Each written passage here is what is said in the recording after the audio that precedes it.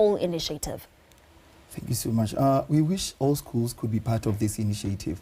So the one thing that we are doing right now is to encourage schools to affiliate to TBO so that we can do this program from school level, a formulation of clubs from school level, then regional level, then we go national. Right. Because we know that when students are there and they are hands-on with this, we can easily overcome whatever that is happening. Yes.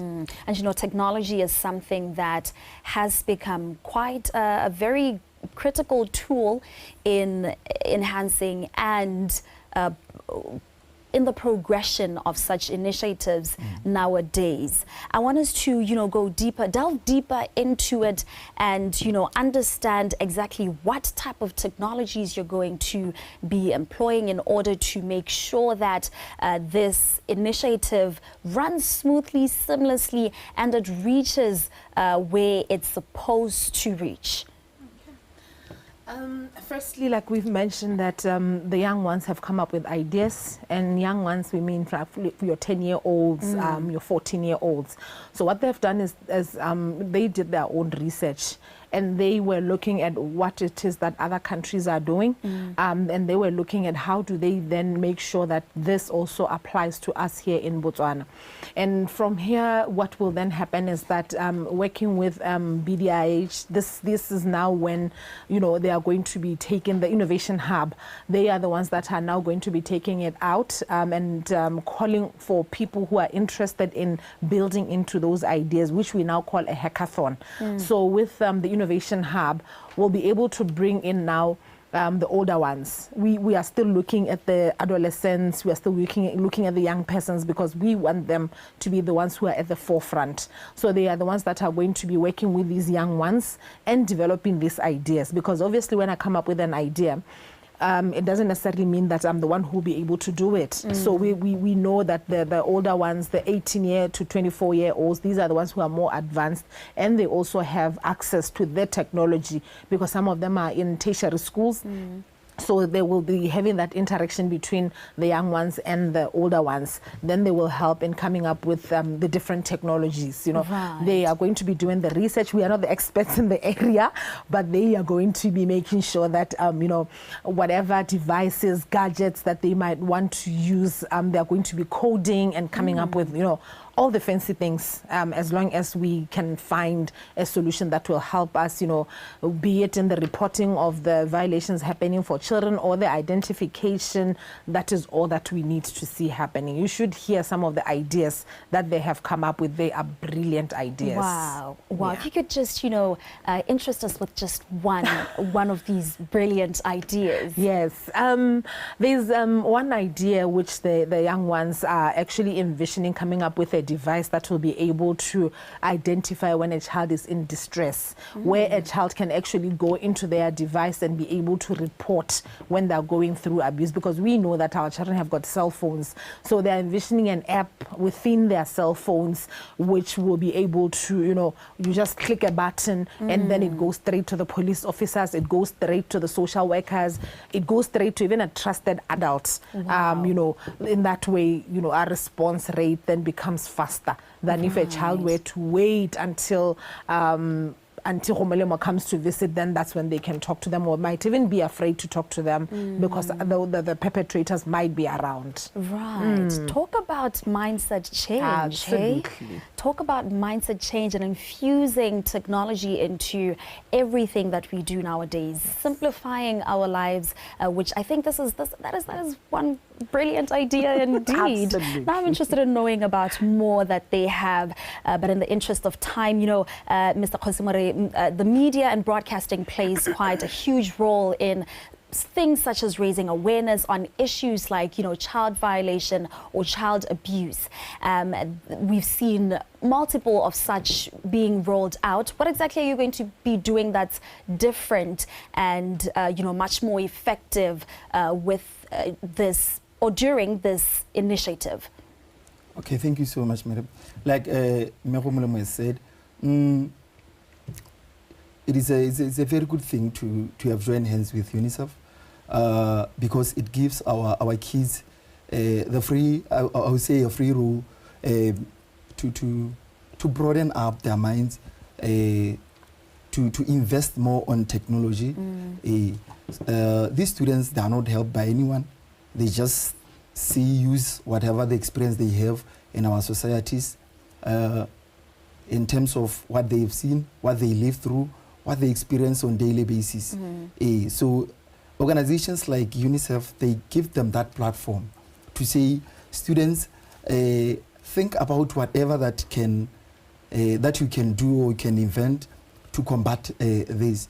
We know that the media has played a huge role in trying to combat violence in our communities. So now we are giving the baton to our kids to say, be the steering or the cheerleaders of the initiatives that will help in combating violence. And will, the outcomes, or how exactly do you plan on, sharing, if you will share the outcomes of this initiative with, communities or the country as a whole? Yeah, we are planning to go big, but before we go big, let's first start with our houses, our families, from our families, churches, from churches, Khota meetings, regions. We are so lucky because these initiatives will be done by students. And in each and every village, there is a student who is going to come up with that idea, and it's going to be very easy to share with the whole country. Right. Yes. Right. I'm quite excited for this initiative because I believe that it will be the answer to the gaps that do exist when it comes to combating this issue of child violation. One that brilliant and idea that one of the students that come up with. I think it will be very important in dealing with these issues where we find that only a fewer percentage of children who have been faced with violence report can now be able to be at liberty to speak up and talk about the abuse that they have encountered, right? Now I get the scope of what the initiative is about and what it wants to achieve, right? But I also want to ask if there are any provisions at all that, during the entire process, a victim of abuse can, if there's a victim of abuse that gets identified or, or gets highlighted during the course of this initiative, can be referred to relevant authorities. Is there going to be provision for such things? In anything that we do, we try our best that we do have referral mechanisms in place. That in the event that as these children are coming up with these ideas, it triggers one of them because of the abuses that they go through. The teachers are there, they are working closely with these children. As UNICEF, we might not always be there on the ground, but teachers do know that in the event that they come into contact with a child who has experienced any form of violation, where do they refer this child to so that they can get the proper assistance that they need. I think for every program that we do, we ensure that child safeguarding is always at the forefront of everything. Right. Yeah. Right. And you did mention there that you will be working closely with schools. Are there specific schools right now that you have already, identified and started working with in the rollout of this initiative? Okay, thank you. Most schools that are benefiting from this idea are those who are part and parcel of TBO. So we are... the first step from here, we are going to preach TBO across all schools, either public or private, so that they affiliate, so that they can directly benefit from this initiative. Right, right. Now, lastly, before we wrap up our conversation, Ms. Rasesigo, as a child protection specialist, what word could you give to, maybe a child that is probably watching this right now, or will at a later stage, or parents who are watching this right now? What word would you give them in relation to, protecting the gems that we have, which are our children? I think for me, really, it's about taking responsibility for our children. We do understand and we do get it that nowadays parents are busy.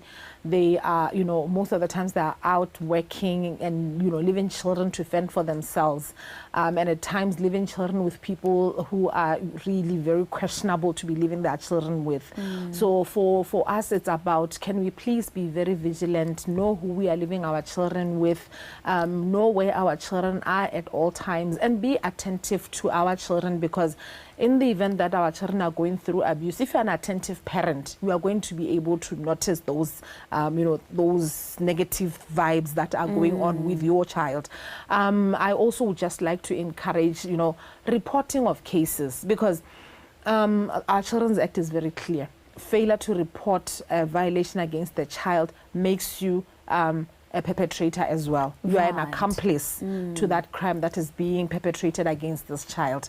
So I think I would just want to encourage us as Botswana, so can we please go back to where we used to be, knowing that a child's welfare, it's our collective responsibility.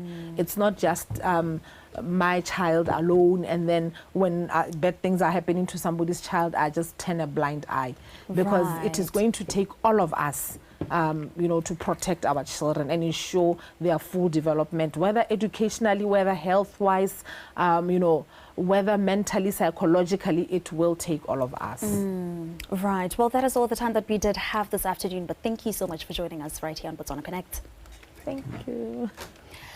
All right, there we have it. That was Ms. Gomolemo Rasesigo, UNICEF Child Protection Specialist, together with Mr. Dimpho Kgosimore, Destiny Shapers Vice Chairperson from the Broadcasters Organization. And we're on the topic of a very interesting and helpful initiative that they have just begun or started on that will help combat the issue of child violation and child abuse right here in Botswana. Remember, it takes a village to raise a child. Now we've come to the end of our program right here on Botswana Connect, and as usual we did bring to you news that matter to you every hour of the show, continuing to refine your worldview one story at a time. Until next time, from myself, Lucia Ramos, it's goodbye and stay safe.